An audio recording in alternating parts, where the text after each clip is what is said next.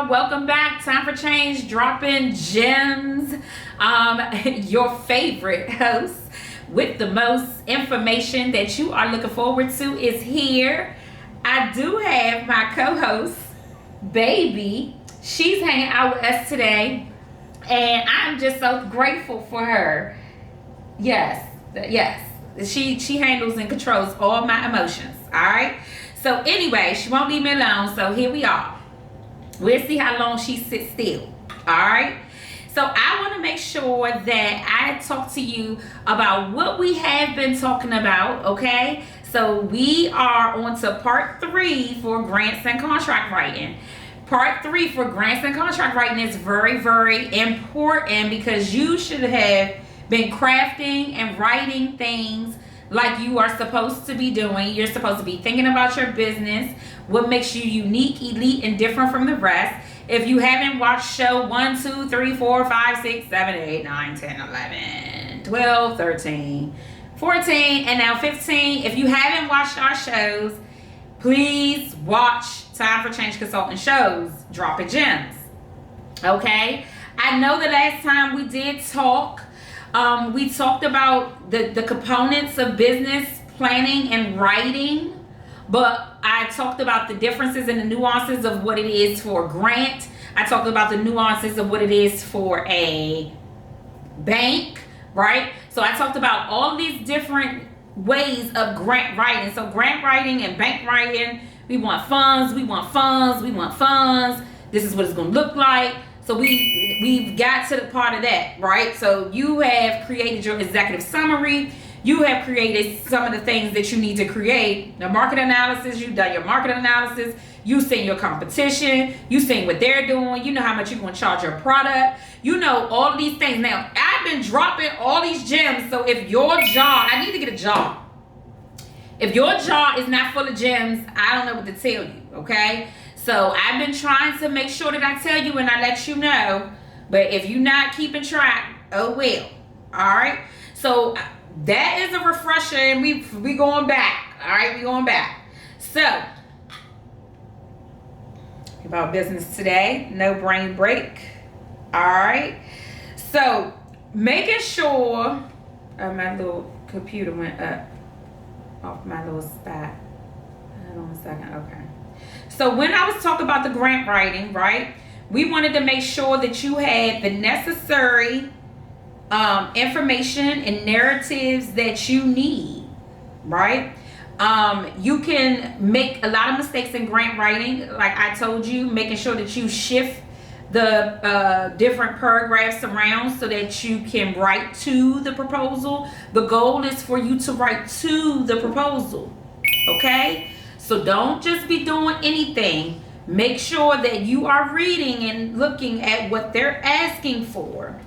You're going to craft it to your goals, but also to their goals so that you could be the best match and you can have a high score. Now, today we're going to jump into a little bit of contract writing because contract writing is not the same as grant writing. It's not the same as funding writing. Contract writing is line by line, okay? It's going to be so important for you to write line by line.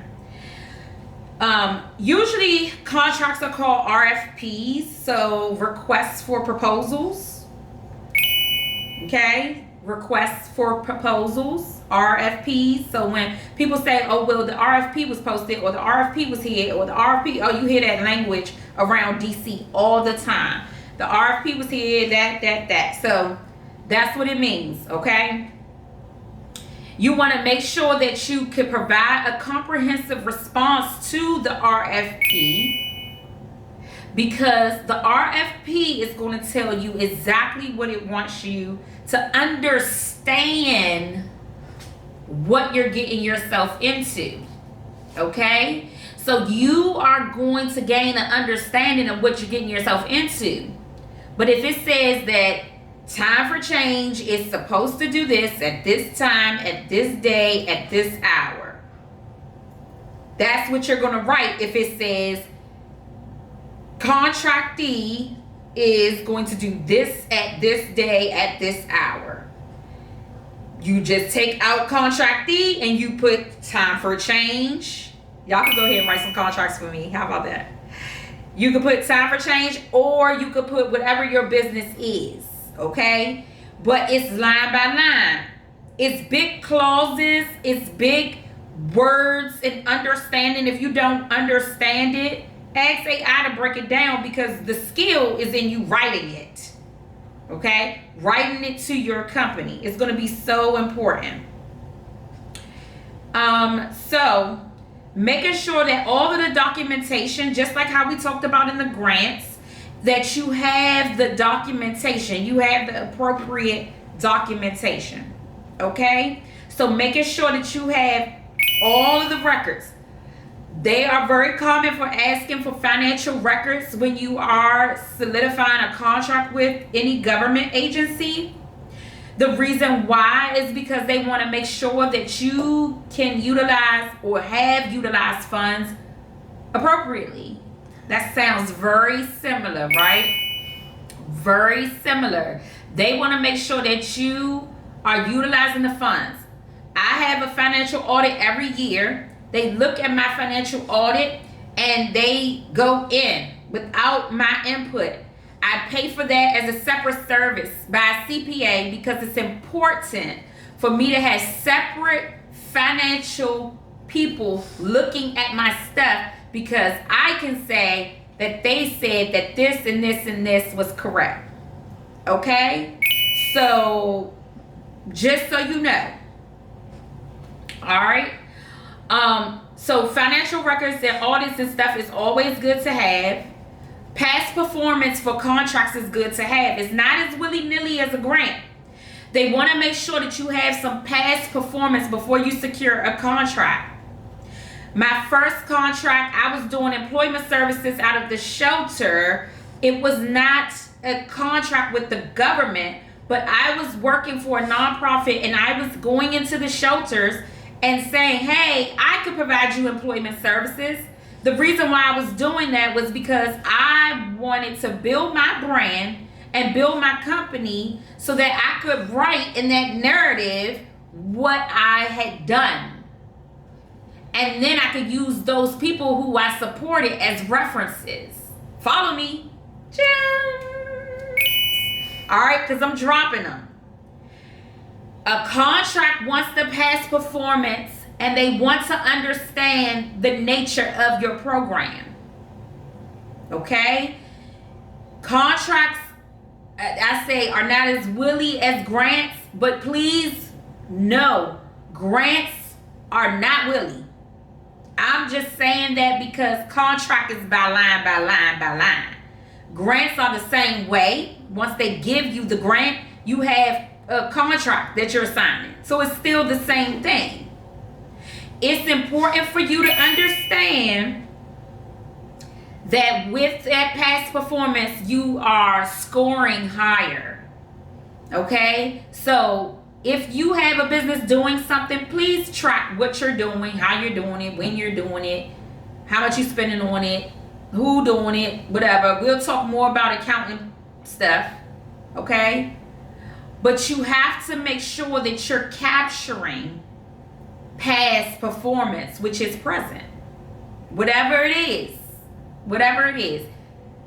If you're a truck driver, or you are a passenger driver, and you did 4 field trips a year for this company called Time for Change. I'm just quoting that out because that was a real thing. I let somebody do my field trips, and then they got buses, and then next thing you know, they was doing school contracts, other school contracts. So you gotta keep in mind all of those little things matter, because that person was able to come to me and get a reference. And they did it for free. They did the 4 field trips for free, just off the break. So if you're securing grants and you're securing contracts, whatever you're doing, your free work, remember we talked about that when the lad was in here.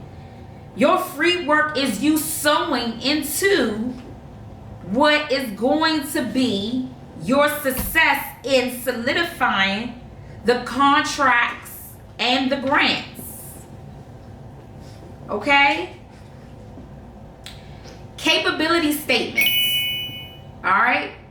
Capability statements is saying that you could do this. You are going to make a way to do this. How are you going to do this? You're going to say what it is in your capability statement. How you going to do it? How you going to do it? You don't got no staff. How you going to do it? So you start from that. I don't have no staff. I'm going to hire the staff. I'm going to process human resources, and I'm going to check references, and I'm going to do this and that. What are you going to do? Okay? Because remember, the contract is for longevity. They're not looking for you to just, dream and, put that there. They're looking for you to be stable. Okay? Contracts are looking for you to be stable in what you're doing. Pay attention. Jim, stable. Contracts are stable. So grants help you build up that past performance work, or the volunteer stuff that builds up your past performance, and then that way you could secure a grant.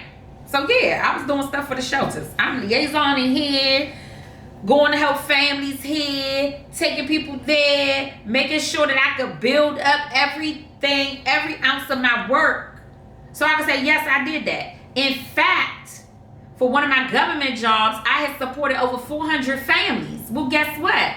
At the time when I started Time for Change, I was Time for Change. So I supported 400 families. Right, baby? Right. So I supported 500 families, or 400 or 500 families. So I wrote it that way because it was important for them to understand I'm stable in this work. I'm a staple in this work. I'm doing this work. Okay? When they see that in the past performance references to prove it, they say, oh yeah, she know what she doing. He know what he doing. All right? But no matter what trade it is, I use myself and Time for Change Consulting and Time for Change to give you examples so that you can understand what I mean when I say what I mean. Because sometimes it's the psychological perspectives of business that could get you confused. So I'm trying to give it to you so that you can have an example. Okay? I would love to have you reach out to me and, on my show or whatever, if you want to come, so you could tell me a little bit about your business. I would love that. Please DM me about that, because maybe we could link up and do something. But it's important. It's so important for that foundation. All right? So that's how you highlight your business capabilities. So remember when I was saying in the grant writing, the executive summary, what makes you unique, elite, and different from the rest? It's in the contract writing as well. It's in there as well. But it's a certain place for it. Because contractors just want to make sure that whatever they have, you put in your proposal. Whatever they have, you put in your proposal.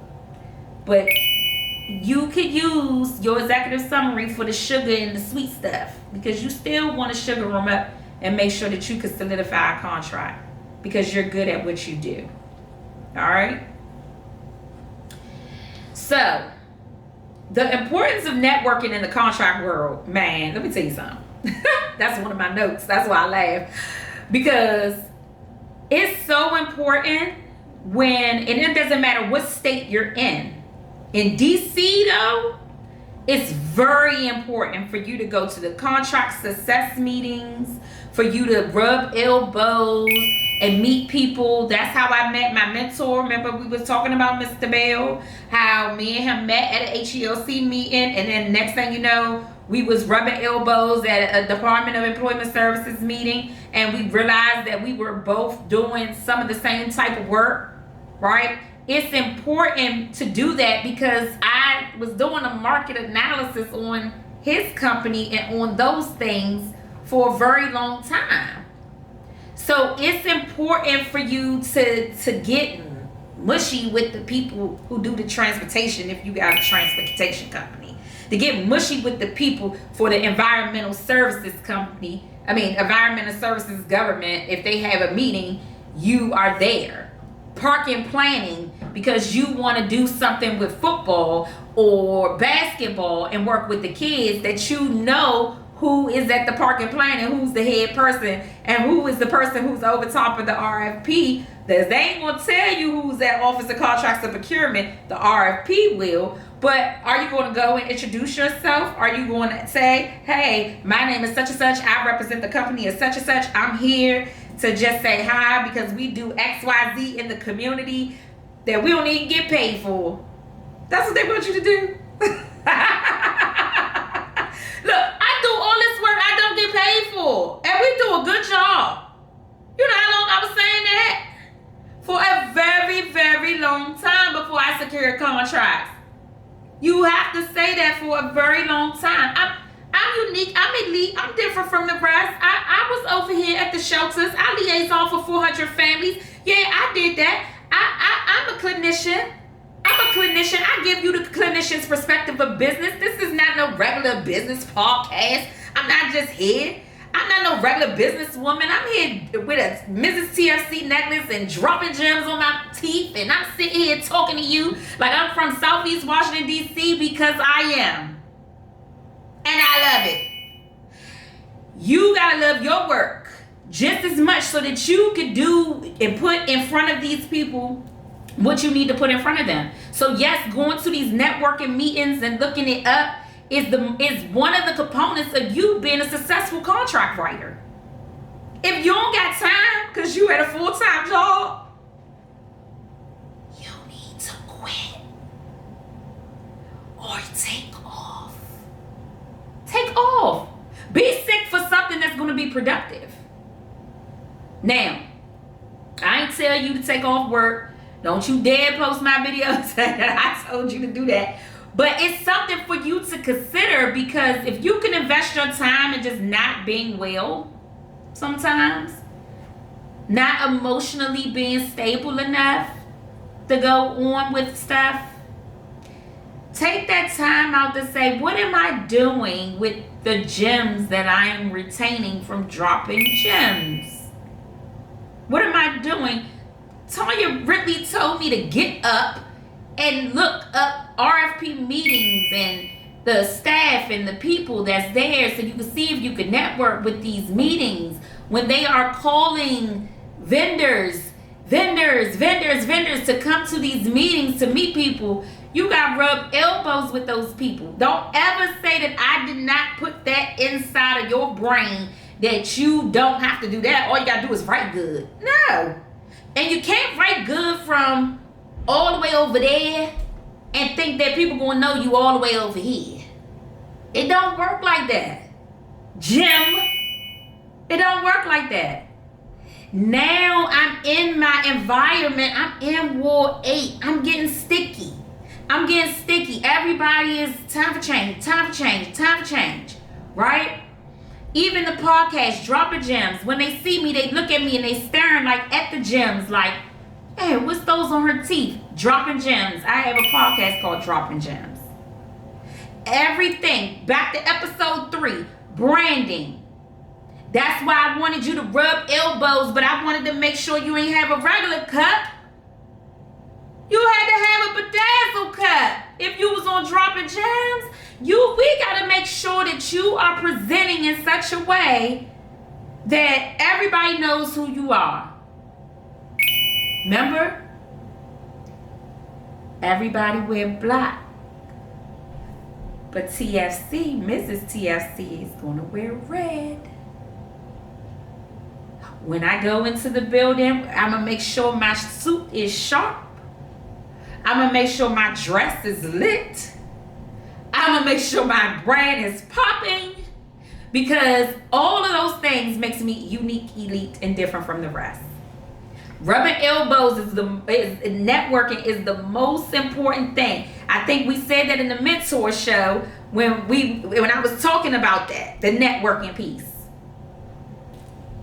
Don't think you're going to get a contract when, I don't know, this nonprofit was already talking to the head contracting officer or was already talking to the head program manager over here, and they already hear the buzz of what you doing, and you think you about to get a contract, but they already know the buzz of, XYZ over there. Yeah, you need to understand that's the game you playing here. You getting in that game. Networking and talking to people. And if you had somebody in your personal life that's gonna stop you from talking to people, decide. Decide what you want. Do you want this more than that? You have to decide. Sometimes you have to make hard decisions. Okay? Because what you do makes you shit. Okay, bleep me. What you do makes your bowels move. You understand what I'm saying? What you do makes your bowels move. So you have to make sure that you are doing what you need to do. When you are navigating, like in networking, grant seekers and contractors with those other people, it's important to attend, and that's what I just talked about, the contracting conferences, the procurement fairs, the federal contracting seminars, 101. They have these. They have them, y'all. Google it. They have it. And put the calendar on your date. One thing about being an entrepreneur is that you have to take the initiative to do things right when you need them to be done.